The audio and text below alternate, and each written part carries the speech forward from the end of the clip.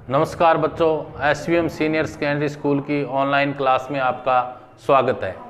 सामाजिक विज्ञान कक्षा 9th। आज का अपना टॉपिक है भारत के भौतिक भूभाग।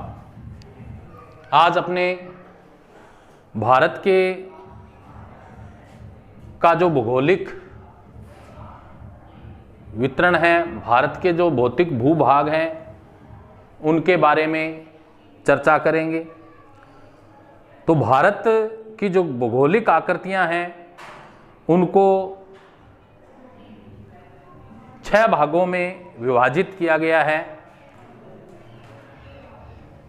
उनका आज अपने अध्ययन करेंगे। पहला जो भूभाग है भारत का वो है हिमालय पर्वत। यानी भारत में जहाँ हिमालय है, उन हिमालय पर्वतीय भागों के बारे में अपने जानेंगे कि भारत में हिमालय है जो कहाँ कहाँ स्थित है, उसकी स्थिति के बारे में अपने अध्ययन करेंगे। भारत की उत्तरी सीमा पर विस्तृत, यानी भारत की जो उत्तरी सीमा है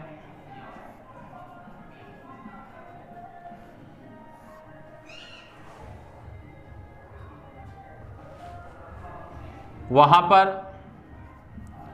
हिमालय का फैलाव है। भारत की जो उत्तरी सीमा है भूगर्भीय रूप से युवा एवं बनावट के दृष्टिकोण से वलित पर्वत श्रृंखला है। ये पर्वत श्रृंखलाएं पश्चिम पूर्व दिशा में, यानी भारत के पश्चिम और पूर्व दिशा में, पश्चिम एवं पूर्व दिशा में विस्तृत है। उत्तर के अंदर हिमालय है, पश्चिम में और पूर्व के अंदर हिमालय पर्वतों का विस्तार भारत में देखने को मिलता है। सिंधु से लेकर ब्रह्मपुत्र, यानी जो सिंधु नदी है, सिंधु नदी से ब्रह्मपुत्र नदी तक इन पर्वतों का विस्तार है जो भारत में हमें देखने को मिलता है। हिमालय विश्व की सबसे ऊंची पर्वत श्रेणी है। हिमालय क्या है? सबसे ऊंची पर्वत श्रेणी है जो कि अत्यधिक असम अवरोधों में से एक है, यानी असमान रूप से क्या है, ये भारत के अंदर विस्तृत है। अब इसकी ऊंचाई से के बारे में अपने अध्ययन करेंगे। तो इसकी जो हिमालय पर्वत है इनकी लंबाई 2400 km तक ये फैले हैं और एक अर्धवृत्त का निर्माण करते हैं। अर्धवृत्त की तरह ये भारत में फैले हुए हैं। और कश्मीर में 400 km, कश्मीर में ये कितने हैं? 400 किलोमीटर तक फैले हुए हैं कश्मीर जो राज्य है। इसके बाद में अरुणाचल प्रदेश में, अरुणाचल प्रदेश में ये 150 किलोमीटर तक विस्तृत है।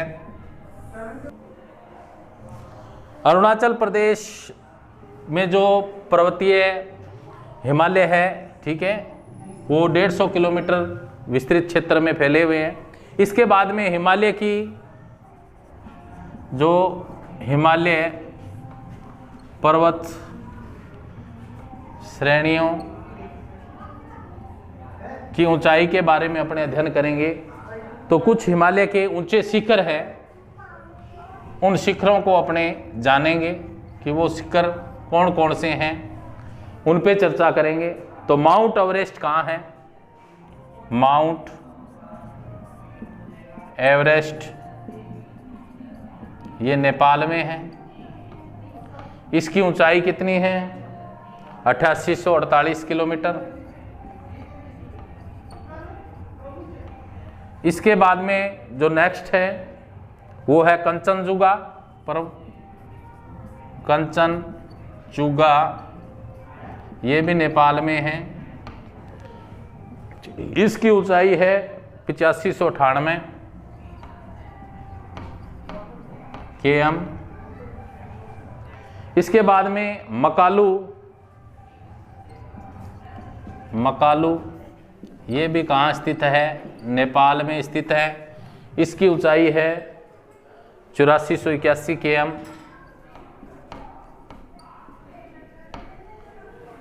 इसके बाद में है धौलागिरी, धौलागिरी ये भी कहाँ स्थित है? नेपाल में 8172 km इसकी ऊंचाई है। इसके बाद में है नंगा पर्वत, नंगा पर्वत, इसकी स्थिति के बारे में जानेंगे। नंगा पर्वत है जो भारत में स्थित है 8126 km। और इसके बाद में अन्नापूर्णा,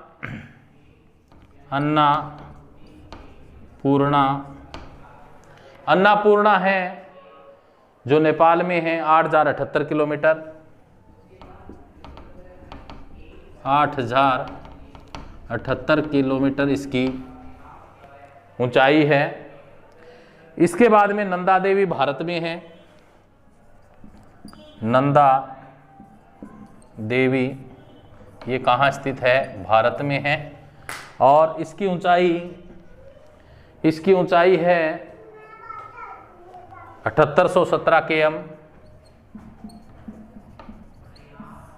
7817 km इसकी ऊंचाई है। कामेट भारत में है, कामेट ये कहाँ है? भारत में है। इसकी ऊंचाई है 7756 km। और नामचा बरुआ, नामचा बरुआ ये भी भारत में स्थित है। इसकी ऊंचाई है 7756 km, 7756 km।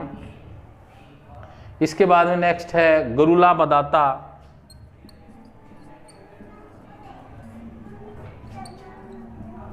गरुला मदाता, गरुला मदाता की ऊंचाई है 7728 km।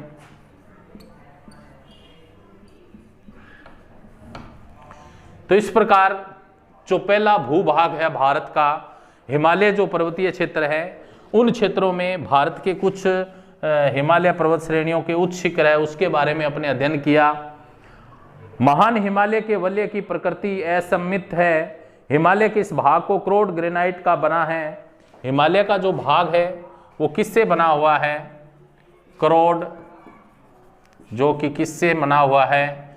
ग्रेनाइट से बना हुआ है। यानी हिमालय पर्वत है जो कठोर भूभाग है जो कि क्रोड या ग्रेनाइट से बना है, हमेशा बर्फ से ढका रहता है। हिमालय पर क्या है? हमेशा बर्फ है जो जमी रहती है, ये इसकी विशेषता है। तथा इसमें बहुत सी हिमानियों का भी प्रवाह होता है। हिमानियों का प्रवाह भी इन क्षेत्रों में देखने को मिलता है। हिमाद्री के दक्षिण में स्थित श्रृंखला सबसे अधिक असम है, असमान है। ये हिमाचल या निम्न हिमालय के नाम से जानी जाती है। इन श्रृंखलाओं का निर्माण मुख्यतः अत्यधिक संपीड़ित तथा परिवर्तित शैलों से हुआ, जिसकी ऊंचाई 3700 मीटर से 4500 मीटर के बीच, औसत ऊंचाई 50 किलोमीटर है। जबकि पीर पंजाल पर्वत श्रृंखला सबसे लंबी और सबसे महत्वपूर्ण श्रृंखला है। ठीक है, तो इसमें क्या है? पीर पंजाल श्रृंखला यानी हिमालय पर्वतों की बात करें तो उसमें सबसे लंबी जो पर्वतीय श्रृंखला है वो कौन सी है?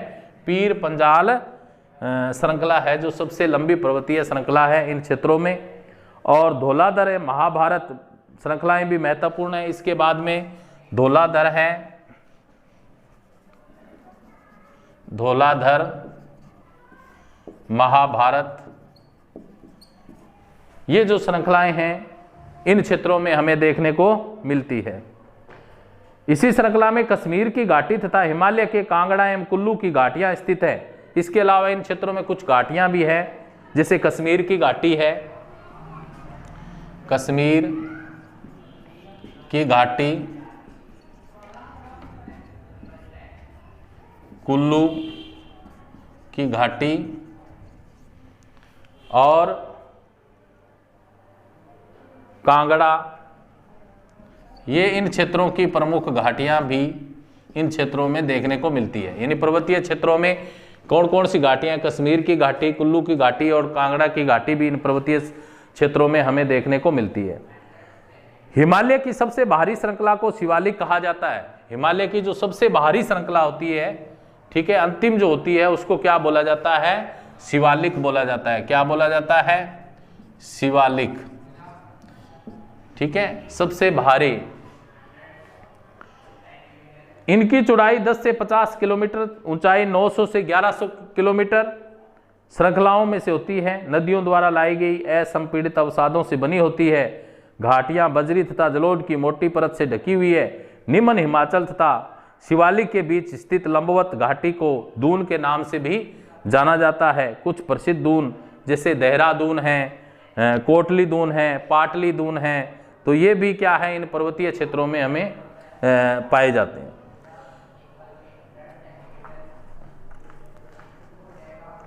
इस उत्तर दक्षिण के हिमालय को पश्चिम से पूर्व तक स्थित क्षेत्रों के आधार पर भी विभाजित किया गया है। इन वर्गीकरणों को नदी घाटियों की सीमाओं के आधार पर किया गया। उदाहरण के लिए सतलुज एवं सिंधु के बीच स्थित हिमालय के भाग को पंजाब हिमालय के नाम से जाना जाता है। यानी सिंधु और ब्रह्म जो ये है, इनके बीच का जो हिमालय होता है, इसको पंजाब हिमालय के नाम से भी जाना जाता है।